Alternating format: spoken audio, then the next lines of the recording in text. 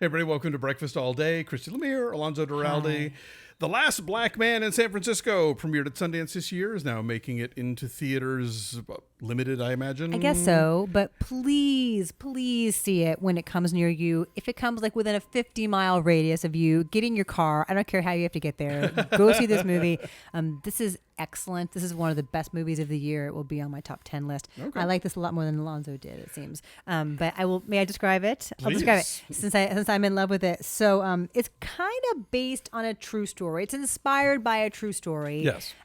Jimmie Fails plays a guy named Jimmie Fails who returns to the home that his grandfather built in the Fillmore neighborhood of San Francisco, which has been historically black and is like every other part of San Francisco and the entire area around it, getting gentrified, changing socioeconomically, culturally, and people who've lived there for a long time are getting forced out and they just can't afford to live there anymore.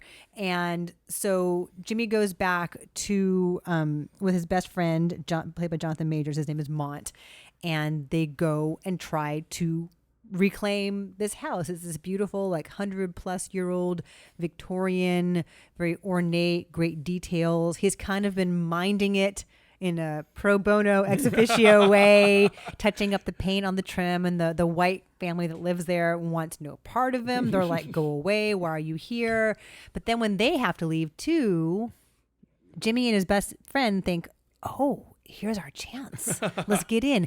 And it's this incredibly dreamy depiction of San Francisco. It's got this fantastic combination of like, it's dreamlike, but it's gritty. It feels like a fairy tale, but it also is a very realistic depiction of what is happening and the economic disparity that exists in San Francisco now. And it reminded me a lot of Beasts of the Southern Wild in that regard, in the mix of just the fantastical and then the nitty gritty down to earth. And it's a movie that's both about the gentrification of San Francisco, but also about the unreliability of family lore, and Yes. family history.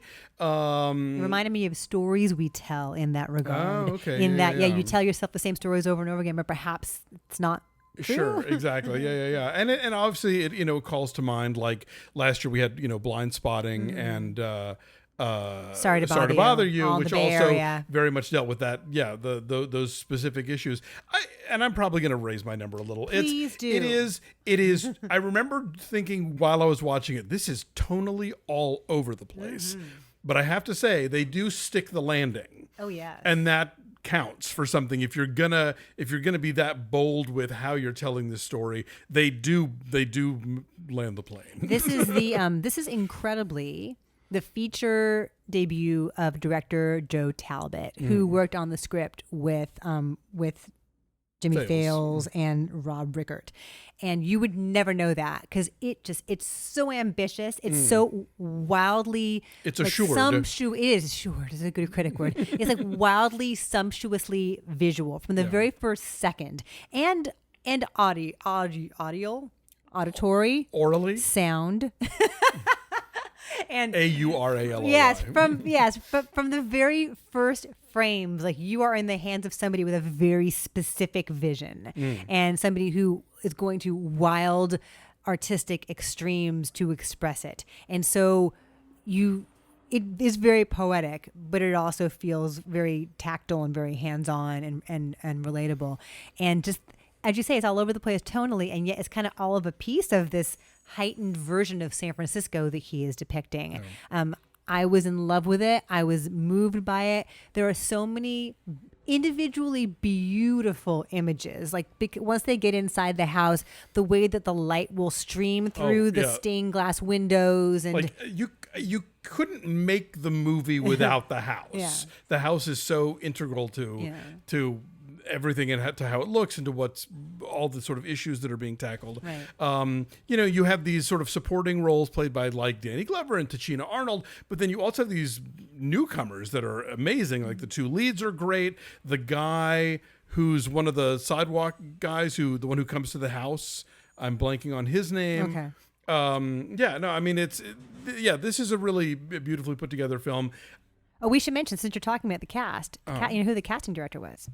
Our friend Julia Kim. Oh Breakfast All Day a la carte alum, Julia Kim. So go back and listen to that episode because we talked about this film during that episode. Well done, Julia. Yeah, no, because it's even in really small parts like Thora Birch is in one quick scene at the end. Finn Whitrock is like the asshole real estate agent who represents everything that's wrong with San Francisco now. Somebody was telling me, said, like Finn Whitrock is really nice, but you would never know it from every character he played. I said, well, he's got that face. He always plays like handsome asshole. But it's just incredibly beautiful, and I kind of don't even want to tell you any more about it. I want you to just go see it. I'm definitely avoiding any conversation about like the specifics of it, but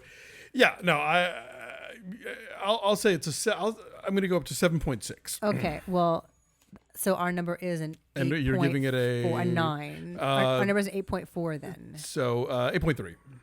Is it? 16.6 divided by 2 is an 8.3. Okay. Also, besides being about race and socioeconomic problems that plague this world, it's also about male identity and male friendship.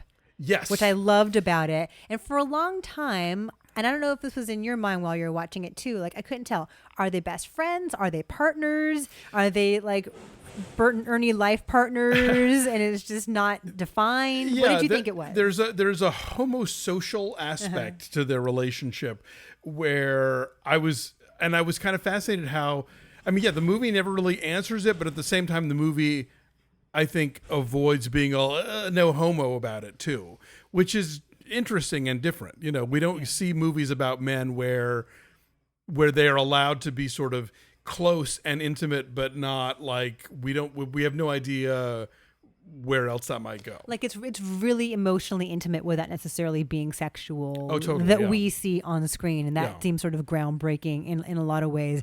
And they have lovely chemistry. And I think also because they make the best friend character like the tiniest bit effeminate. And so but then he reveals other layers of his personality as the film reaches like this big climax that I don't want to tell you about. But it's just, and there are certainly examples of sort of like toxic masculinity on display as well. Sure. So not from those characters, but from other people. So it's about what it means to be a black man, what it means to be a man, what it means to be a person in a changing world where nothing around you makes sense anymore. And you're like trying to establish your identity and hold on to some semblance of who you think you are. And so it's about a lot. What's happening to San Francisco? What is happening to late stage capitalism? There's a lot on this movie's plate. So our number is whatever Alonso said it was. It's an 8.3. All right. And it is at 93% on the tomato meter. So please find it. It's got to be limited this weekend. Yeah, but it's A24. So, keep an eye out. This is a movie absolutely worth seeing. You'll want to talk about it afterwards for sure. So thank you for watching. Like this video, subscribe to our YouTube channel, follow us at BeFastAllDay on Twitter, Instagram, and Facebook.